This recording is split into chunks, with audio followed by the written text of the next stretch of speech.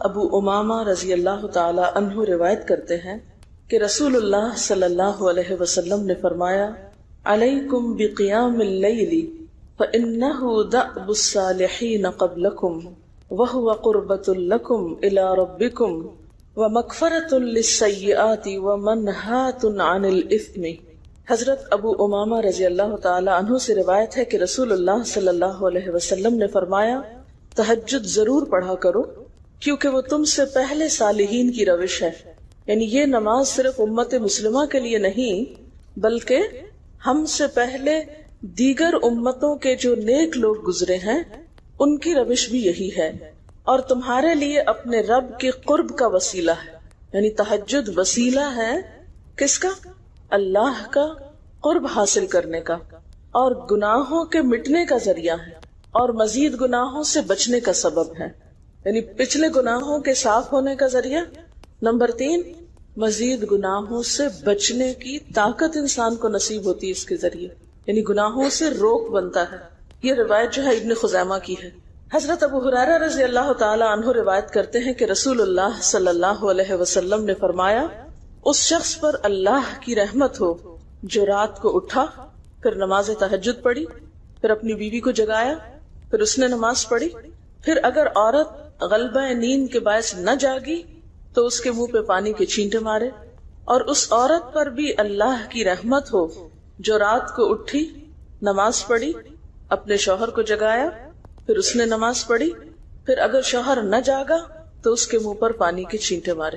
برابر کی بات ہے، دونوں کے لیے اجر بھی برابر کا ہے اور دونوں کو حق بھی برابر کا ہے جگانے کا، اور دونوں کو پانی کا چھینٹا مارنے کا بھی حق ہے، اور اس میں کسی کی بھی بے عزتی کی بات نہیں، یعنی عورت اگر ایسا کرے اپنے شوہر کے ساتھ تو وہ اس کی طرف سے کوئی روڈنس نہیں ہوگی، کیونکہ عام طور پر جب کسی کو نیند کی حالت میں جگایا جاتا ہے اور خصوصاً اگر اس پہ پانی پھینک دیا جائے تو وہ کیا سمجھتا ہے کہ اس کی بہت بے عزتی ہو گئی یا اس کے ساتھ بہت برا کیا گیا، اور عموماً لوگ اس وقت بہت غصے کا مظاہرہ پھر کرتے ہیں کہ کیوں جگایا جا رہا ہے۔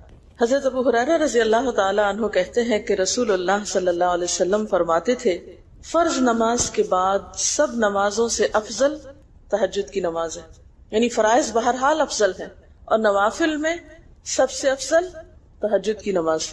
رسول اللہ صلی اللہ علیہ وسلم نے فرمایا جب انسان سوتا ہے تو شیطان اس کے سر کی گدی پر 3 گریں لگاتا ہے اور کہتا ہے کہ رات بڑی لمبی ہے، یعنی اس کو تھپکی دیتا ہے اور کہتا ہے لمبی رات ہے، ابھی سوئے رہو، ابھی ٹائم ہے، ٹھہر کے اٹھنا، یعنی اس کو سلائے رکھتا ہے۔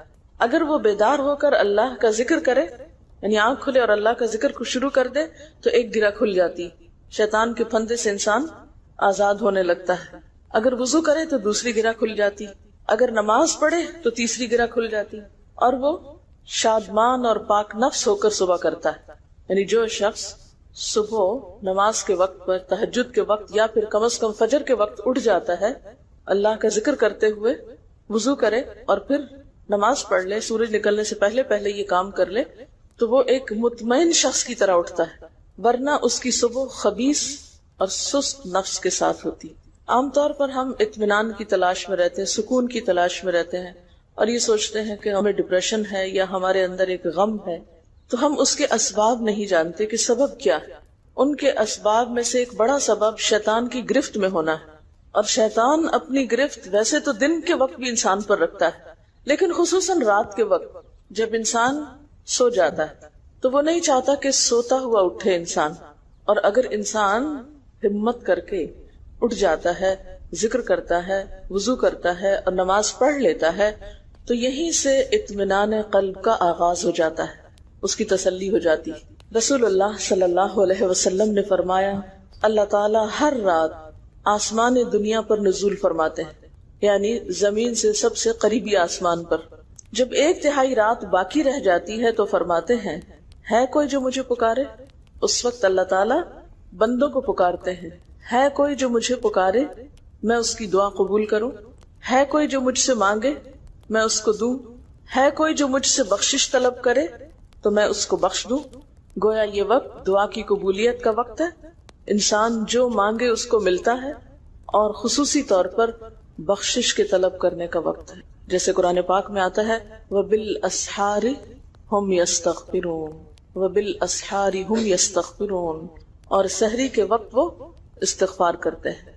اب ہو سکتا ہے کہ آپ کہیں کہ نہیں، ہم نے تو زندگی میں کوئی خاص گناہ کیے ہی نہیں، اس لیے ہمیں تو بخشش کی ضرورت ہی نہیں، بخشش مانگے گناہگار لوگ، ہم تو نیک لوگ ہیں، نیک کام کرتے ہیں، دن رات قرآن پڑھتے پڑھاتے ہیں، اس لیے ہماری تو ضرورت نہیں۔ نہیں، نبی صلی اللہ علیہ وسلم جن کے اگلے پچھلے سب قصور معاف کر دیے گئے تھے، وہ اتنا لمبا قیام کرتے تھے کہ ان کے قدم مبارک سوج جاتے تھے۔ حضرت مغیرہ فرماتے ہیں رسول اللہ صلی اللہ علیہ وسلم نے اتنا لمبا قیام کیا رات کو کہ آپ کے پاؤں سوج گئے۔ آپ سے سوال کیا گیا کہ آپ اتنی مشقت کیوں کرتے ہیں، اپنے آپ کو اتنا کیوں تھکاتے ہیں، حالانکہ آپ کے تو سارے گناہ معاف کر دیے گئے۔ آپ نے فرمایا کیا میں اللہ کا شکر گزار بندہ نہ بنوں؟ یعنی صرف گناہوں کی بخشش ہی نہیں بلکہ نعمتوں پر شکر بھی واجب ہے۔ جہاں ایک طرف گناہوں کی بخشش انسان کے لیے اللہ کے قرب کے راستے ہموار کرتی ہے، وہاں اللہ تعالیٰ کا شکر ادا کرنا بندے کو اللہ کا قرب عطا کرتا ہے۔ اچھا، اب پہلی سنت میں آپ کو بتاؤں گی کہ اگر آپ تہجد کے وقت اٹھے ہیں تو سب سے پہلے آپ کیا پڑھیں گے۔ حضرت عائشہ رضی اللہ تعالیٰ عنہا فرماتی ہیں کہ رسول اللہ صلی اللہ علیہ وسلم جب رات کو تہجد کے لیے اٹھتے تو یہ پڑھتے 10 بار اللہ اکبر، 10 بار الحمدللہ، 10 بار سبحان اللہ و بحمدہ، 10 بار سبحان الملک القدوس، 10 بار استغفر اللہ، 10 بار لا الہ الا اللہ، اور پھر 10 بار اللہم اعوذ بک من ضیق الدنیا و ضیق یوم القیامہ، میں تیری پناہ میں آتا ہوں دنیا کی تنگی سے اور قیامت کے دن کی تنگی سے۔ اللہم اعوذ بک من ضیق ضاد یہ قاف، من ضیق الدنیا و ضیق یوم القیامہ، یہ بھی 10 بار۔ اور پھر فرماتے اللہم اغفر لی واہدنی وارزقنی وعافنی، پھر وضو کرتے اور تہجد شروع کرتے، یعنی یہ بھی وضو سے پہلے آپ پڑھ لیتے تھے۔ تو آپ کیا کر سکتے ہیں، جیسے آنکھ کھلی ہے بستر پر لیٹے ہیں تو بعض اوقات ایسا ہوتا ہے نا کہ انسان سوچتا ہے اچھا ایک سائڈ پہ سو کے اتنے تھکے ہوئے ہوتے ہیں کہ آپ ایک دم نہیں اٹھ پاتے۔ حالانکہ آپ صلی اللہ علیہ وسلم کے نیند سے بیدار ہونے کا طریقہ کیا تھا کہ جب آپ اٹھتے تھے تو یکدم اٹھتے تھے، سستی کے مارے نہیں کہ کبھی ایک طرف لیٹ گئے پھر دوسری طرف سو گئے پھر دائیں طرف پھر بائیں طرف، نہیں، جب جاگنے کا وقت ہوتا تھا تو آپ فوراً اٹھ جاتے تھے۔ لیکن بسا اوقات ایسا ہوتا ہے کہ انسان تھکا ہوا ہوتا ہے، سائڈ بدل کے دوسری طرف کو ذرا لیٹتا ہے، تو یہ لیٹے لیٹے بھی آپ اذکار پڑھ سکتے ہیں، ٹھیک ہے؟ اور یہ سب آپ کو آتے ہی ہوں گے سوائے ایک وہ ذکر کے اللہم اعوذ بک من ضیق الدنیا و ضیق یوم القیامہ، اور ترتیب آپ یاد کر لیں اپنے بیڈ سائڈ ٹیبل پہ یا بیڈ پہ یا کہیں بھی، یہ نوٹس کسی پین کے ساتھ لکھ کے لگا دیں، چپکا دیں، اور جب یاد ہو جائے تو پھر اتار دیں، جب عادت بن جائے تو ہٹا دیں وہاں سے، ٹھیک ہے نا؟ جتنے دن عادت نہیں بنتی اتنے دن اپنے یادداشت کے لیے رکھ لیں۔ اسی طرح نیند سے اٹھ کر لا الہ الا اللہ وحدہ لا شریک لہ لہ الملک ولہ الحمد وہو علی کل شیء قدیر الحمد للہ وسبحان اللہ واللہ اکبر ولا حول ولا قوۃ الا باللہ، یہ بھی پڑھ سکتے ہیں۔ اچھا، ضروری نہیں کہ سب کچھ ایک ہی دن میں پڑھ لیں، یہ بھی آپ کر سکتے ہیں کہ ایک دن میں ایک چیز پڑھ لیں، دوسرے دن دوسری پڑھ لیں، تیسرے دن تیسری پڑھ لیں، ٹھیک ہے؟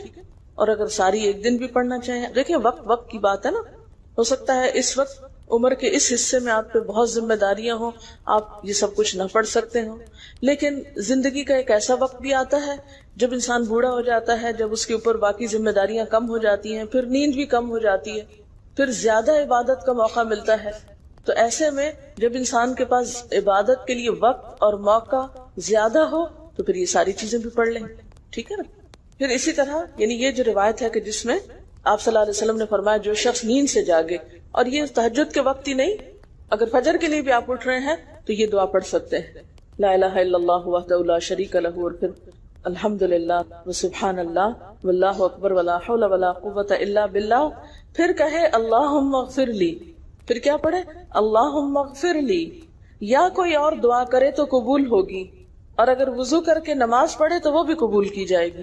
صبح اٹھتے ہی اللہ کی تعریف، اور آپ کو معلوم ہے کہ یہ جو چوتھا کلمہ ہے نا لا الہ الا اللہ وحدہ، اس کو دعا بھی کہا گیا، حالانکہ اس میں صرف اللہ تعالیٰ کی حمد و ثنا ہے، اور یہ یوم عرفہ کی دعا ہے۔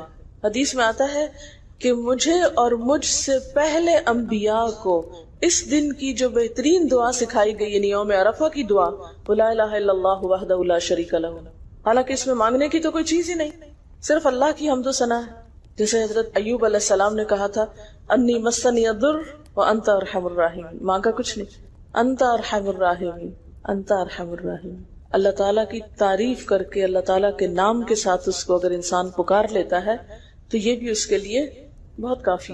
ایک اور روایت میں آتا ہے رسول اللہ صلی اللہ علیہ وسلم جب تہجد کے لیے اٹھتے، یعنی آپ ایک مرتبہ اٹھے، یعنی جو صحابی روایت کرتے ہیں، تو آپ نے بیٹھنے کے بعد آسمان کی طرف نظر کر کے سورۃ آل عمران کی آخری 11 آیات 190 سے لے کر 200 تک 11 آیتیں یہ پڑھی.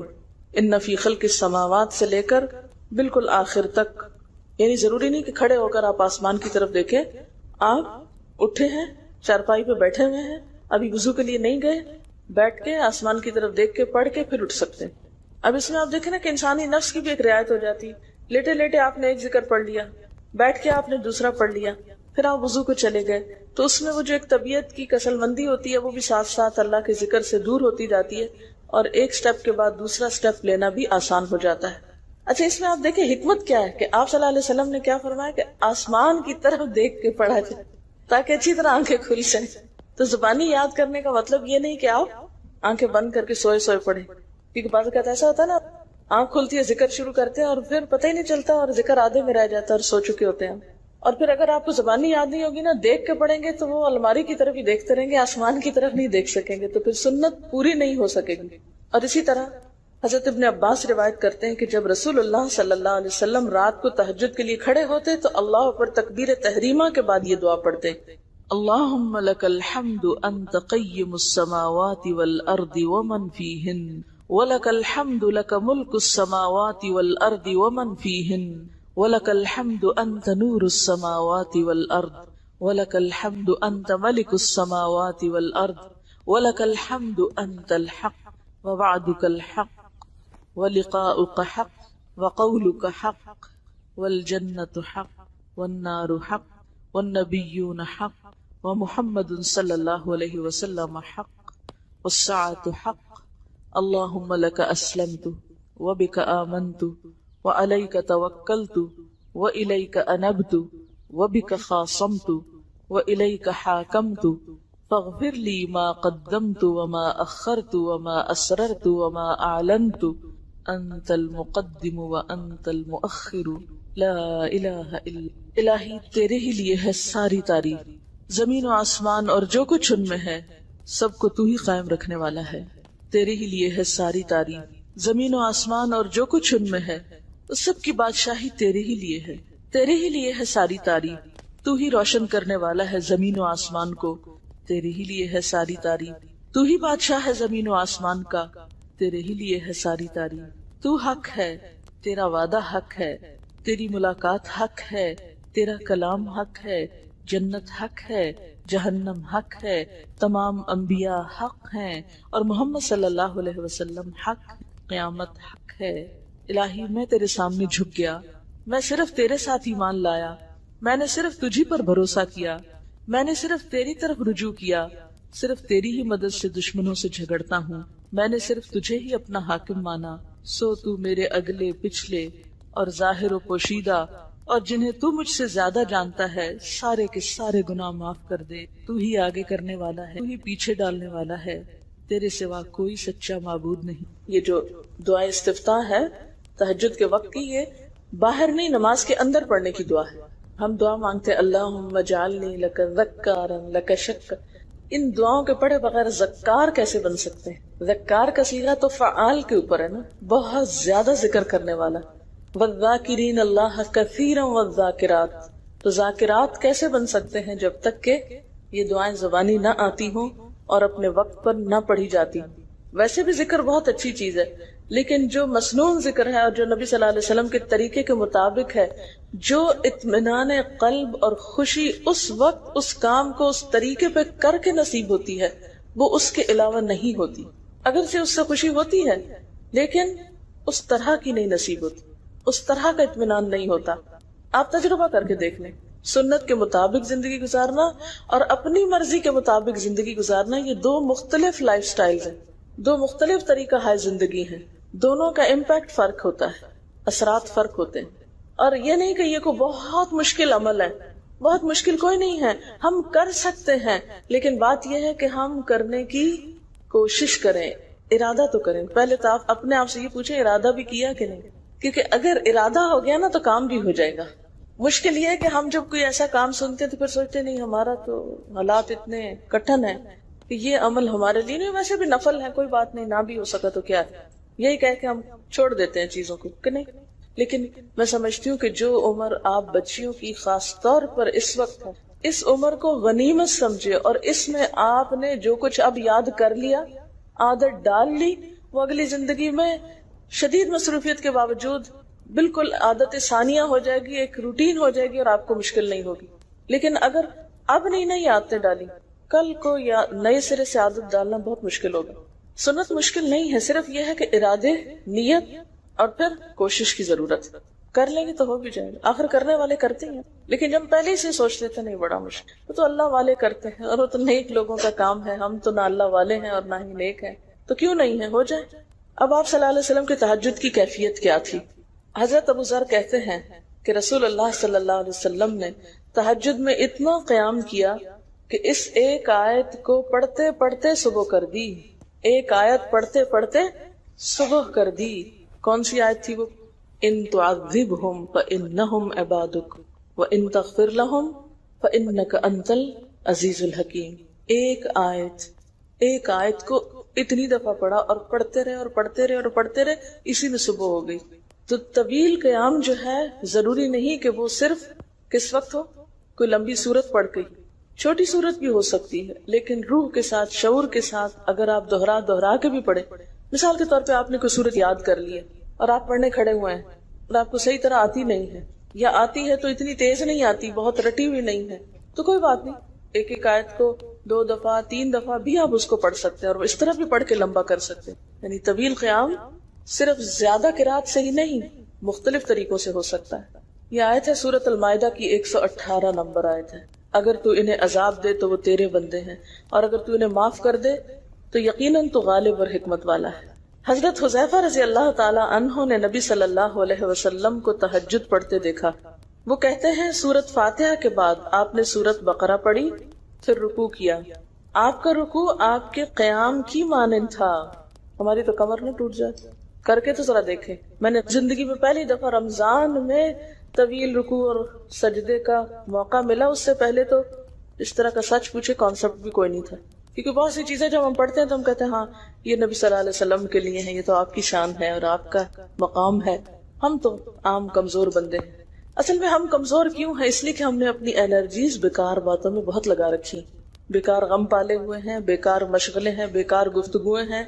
انرجی تو لگتی ہے نا، آپ فضول کی باتیں سوچیں تو کیا انرجی نہیں لگے گی؟ آپ لایانی چیزوں پہ کڑنا شروع کر دیں، کیا انرجی نہیں لگے گی؟ لگے گی۔ تو پھر آپ کے پاس کوئی تعمیری مثبت کام کرنے کے لیے نہ وقت ہے نہ انرجی ہے، پھر اس وقت تک آپ خالی ہو چکے ہوتے ہیں۔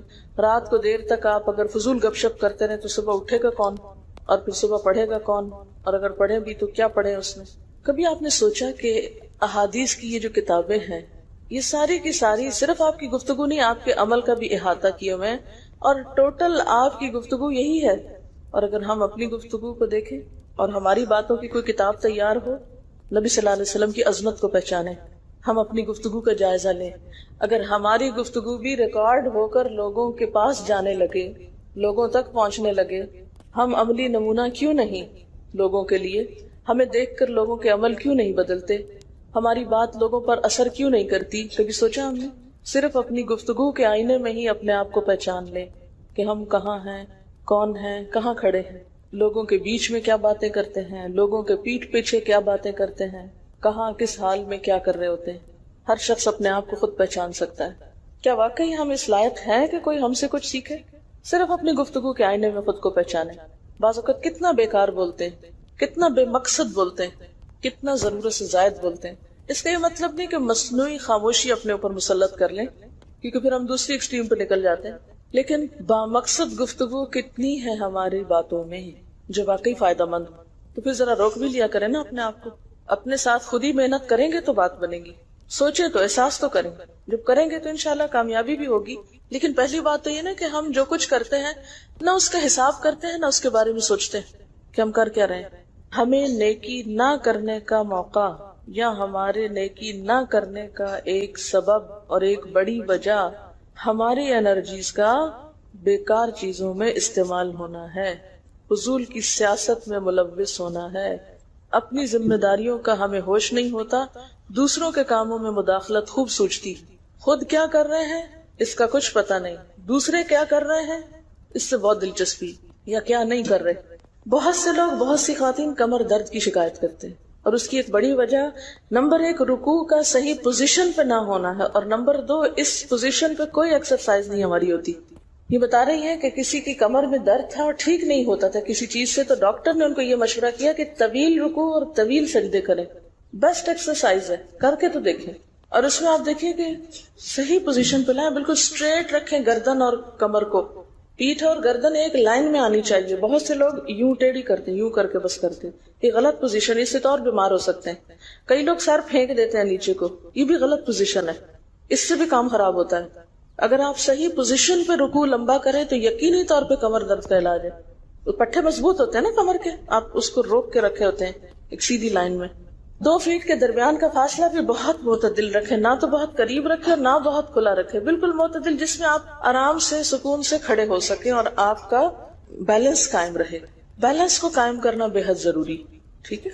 حضرت حذیفہ نے نبی صلی اللہ علیہ وسلم کو تہجد پڑھتے دیکھا، وہ کہتے ہیں کہ سورۃ فاتحہ کے بعد آپ نے سورۃ بقرہ پڑھی، پھر رکوع کیا، آپ کا رکوع آپ کے قیام کی مانند تھا، یعنی جتنا لمبا قیام تھا اسی طرح رکوع تھا، پھر آپ نے رکوع سے سر اٹھایا اور کھڑے ہو گئے، اور آپ کا قوما یعنی رکوع کے بعد اٹھنے کا وقت بھی کافی طویل تھا۔ ہم تو بعض اوقات اٹھ کے کھڑے نہیں ہوتے کہ نیچے چلے جاتے ہیں، تو وہ بھی طویل تھا۔ صرف 2 رکعتیں بھی آپ ایسی پڑھ لیں نا کافی، اگر عام دنوں میں نہ پڑھی جائے تو ویکینڈ پہ پڑھ لیں۔ ہمارا تو ویکینڈ پہ لمبا سونے کا پروگرام ہوتا ہے نا، تو چلے دوبارہ سو جائیں، لیکن ہفتے میں 1 دفعہ کر لیں، اگر روز نہیں بھی کر سکتے 2 دفعہ کر لیں، ٹوائس اے ویک کر لیں۔ پھر آپ کا سجدہ آپ کے قومے کی مانند تھا، یعنی جتنا آپ کھڑے ہوئے تھے اتنا آپ پھر سجدہ کیا۔ آپ دونوں سجدوں کے درمیان اپنے سجدے کی مانند بیٹھے تھے، یعنی 2 سجدوں کے بیچ میں بھی آپ اتنی دیر بیٹھے جتنی دیر آپ نے سجدہ کیا تھا۔ بس آپ نے 4 رکعتوں میں سورۃ بقرہ، آل عمران، نساء اور المائدہ پڑھی۔ ہمیں اگر خود نہیں بھی آتی اور کوئی پڑھانے والا اتنی لمبی 1 دفعہ بھی تراویح کوئی پڑھا دے یا کوئی نفل پڑھا دے تو ہم دوسری دفعہ اس کے پاس نہ پڑھیں۔ تقریباً 7.25 پارے بنتے ہیں، جس کو 1 منزل کہا جاتا ہے۔ ایک دن کے تہجد میں آپ نے اتنا پڑھا، اور یہ تو قرآن کی قرات تھی، لیکن بیچ کے وقفوں میں تسبیحات اور اللہ کی تعریف اور حمد و ثنا اور ذکر، یہ آپ پر بس تھا۔ یہ وہی کر سکتا ہے جس کو واقعی اللہ سے حقیقی محبت ہو، صرف دعوے کی حد تک نہیں۔ میں کہتی ہوں چلے روزانہ نہ صحیح، ہفتے میں 1 بار، ہفتے میں نہیں، مہینے میں 1 بار، مہینے میں نہیں تو سال میں، رمضان میں، کسی موقع پر کچھ تو اللہ سے تعلق آئے، کچھ تو قرب پائیں۔ ہر شخص کے بس میں نہیں کہ ہر روز ایسی عبادت کرے، کیونکہ اللہ کے رسول صلی اللہ علیہ وسلم کا بہرحال مقام کچھ اور تھا، لیکن کچھ شوق، کچھ حسرت، کچھ تو دل میں ہونا ہی چاہیے، کوئی نیت، کوئی ارادہ، کوئی عزم، اور پھر اس کے لیے کوشش۔ تو وقت بچے گا کچھ آپ کے پاس فالتو باتوں کے لیے، فضول چیزوں کے لیے، کچھ سوچنے کے لیے، ٹینشن کے لیے بچے گا کچھ؟ سب کچھ بھاگ جائے گا، کچھ بھی نہیں بچے گا، کیونکہ ان عبادی لیس لک علیہم سلطان، میرے بندے ان پہ اے شیطان تیرا کوئی زور نہیں چلتا، بس چلتا ہی نہیں ان پہ تیرا، سارا زور ہی ان پہ چلتا ہے جو فالتو ہوتے ہیں۔ فالتو ذہن جو ہوتا ہے وہ شیطان کا گھر ہوتا ہے۔ حضرت حذیفہ بیان کرتے ہیں کہ میں ایک رات آپ صلی اللہ علیہ وسلم کے ساتھ نفلی نماز میں شریک ہو گیا، آپ نے سورۃ بقرہ شروع کر دی، میں نے سوچا کہ آپ 100 آیات پڑھ کر رکوع میں چلے جائیں گے، مگر آپ پڑھتے گئے۔ میں نے خیال کیا کہ سورۃ بقرہ کو 2 رکعتوں میں پڑھیں گے، لیکن آپ پڑھتے رہے۔ آپ نے سورۃ بقرہ ختم کر کے سورۃ نساء شروع کر دی، پھر ختم کر کے آل عمران پڑھنی شروع کر دی، اس کو بھی ختم کر دیا۔ آپ نہایت آشفگی سے پڑھتے جاتے تھے۔ جب ایسی آیت تلاوت کرتے جس میں سبحان اللہ کہنے کا حکم ہوتا ہے، جیسے سبح بحمد رب جیسے مثال کے طور پر، تو سبحان اللہ کہتے۔ اگر کچھ مانگنے کا ذکر ہوتا تو سوال کرتے، اگر پناہ مانگنے کا ذکر ہوتا تو اعوذ باللہ پڑھتے۔ اس حدیث سے یہ بھی پتہ چلتا ہے کہ سورتوں کی ترتیب ضروری نہیں، کیونکہ آپ نے پہلے النساء پڑھی پھر آل عمران پڑھی۔ یہ جو ہر وقت لوگ پیچھا کیے رکھتے ہیں نا، بعض کا تو بہت ضد کرتے ہیں کہ آپ نے پہلی رکعت میں یہ پڑھائی تھی تو دوسری میں یہ کیوں پڑھا دی. یہ تو سنت میں ملتا ہے کہ پہلی رکعت طویل ہے دوسری کے مقابلے میں، لیکن یہ لازم نہیں کہ جو پہلی میں پڑھے اس کے بعد آگے والی صورتوں میں سے پڑھے، پیچھے والی میں سے نہیں پڑھ سکتے. رسول اللہ صلی اللہ علیہ وسلم نے عبداللہ بن عمرو سے کہا، مجھے بتلایا گیا ہے کہ تم ساری رات نفل پڑھتے اور دن کو روزہ رکھتے ہو. اگر تم ایسا کرو گے تو تمہاری آنکھ کمزور اور طبیعت سست ہو جائے گی. یعنی ہر روز روزہ اور ہر رات جگراتا تمہاری جان اور تمہارے بال بچوں کا بھی تم پر حق ہے، اس لیے روزہ رکھو اور افطار بھی کرو اور رات کو قیام کرو اور سو بھی. یعنی ساری رات تہجد پڑھنا یا نفل پڑھنا پسندیدہ نہیں ہے، رات کو سونا بھی پسندیدہ ہے. ہمارے ہاں 27ویں رات کو پوری رات جاگنا لازم سمجھا جاتا ہے، تو نبی صلی اللہ علیہ وسلم سے کوئی رات بھی پوری کی پوری جاگنا ثابت نہیں. کیونکہ اگر انسان صرف جاگتا ہی جاگتا چلا جائے تو وہ آسان ہوتا ہے، ایک دفعہ سو کے پھر اٹھنا جو ہے نا وہ اصل میں نفس کا امتحان ہوتا ہے، وہ مشکل ہوتا ہے. اسی طرح نبی صلی اللہ علیہ وسلم 3 دن سے کم میں قرآن مجید ختم کرنا پسند نہیں فرماتے تھے. آپ نے حضرت عبداللہ بن عمرو سے فرمایا کہ 1 ماہ میں پورا کر لو. انہوں نے عرض کی میں اس سے زیادہ تلاوت کی طاقت رکھتا ہوں، تو فرمایا 20 دن میں کر لو. ان کا میں اس سے زیادہ کی طاقت رکھتا ہوں، فرمایا 7 دن میں ختم کر لیا کرو، اس سے زیادہ کی اجازت نہیں. یعنی وہ ایک منزل کر کے. صحابہ کرام چونکہ اس زمانے میں مصحف اس طرح تھوڑی چھپے ہوئے تھے کہ کتابوں کی شکل میں ہوں، جو قرآن تھا لوگوں کے سینوں میں تھا، یاد کیے ہوئے تھے، اور وہ یاد کیا ہوا کہیں صبح کے وقت الگ بیٹھ کے نہیں پڑھا کرتے تھے. وہ کہاں پڑھتے تھے؟ تہجد میں نماز کے اندر پڑھا کرتے تھے. اب یہ تو ہم لوگوں کی مشکل ہوگی نا کہ ہمیں آتا کچھ نہیں زبانی، تو پھر ہم دیکھ کے پڑھتے ہیں تو نماز میں پھر وہ مشکل ہوتا ہے تو الگ رکھ کے پھر اس کو پڑھ رہے ہوتے ہیں. ٹھیک ہے، لیکن زیادہ بہترین پڑھنا نماز کے اندر کا پڑھنا ہے، اگرچہ دیکھ کے پڑھنے کی اس میں بھی اجازت ہے. لیکن ان کی چونکہ شدید حرص تھی حضرت عبداللہ بن عمرو کی، تو آپ نے ان کو 3 دن کی پھر اجازت دے دی تھی، اور آپ نے فرمایا کہ اس شخص کو قرآن کی کچھ سمجھ نہیں ہو سکتی جو 3 سے بھی کم دن میں قرآن پڑھے. نبی صلی اللہ علیہ وسلم نے فرمایا جو شخص رات کے نوافل میں 200 آیات تلاوت کرتا ہے وہ اطاعت گزار مخلص لوگوں میں شمار ہوتا ہے. انہ من عبادنا المخلصین، وہ آتا ہے نا قرآن پاک میں انبیاء کی صفت میں سے. تو جو شخص رات کو نماز میں یعنی نفل میں 200 آیات تک تلاوت کرتا ہے وہ اطاعت گزار مخلص بندوں میں شمار ہوتا ہے. اور سنن دارمی میں واضح طور پر آتا ہے کہ نبی صلی اللہ علیہ وسلم ساری رات نوافل نہیں پڑھا کرتے تھے.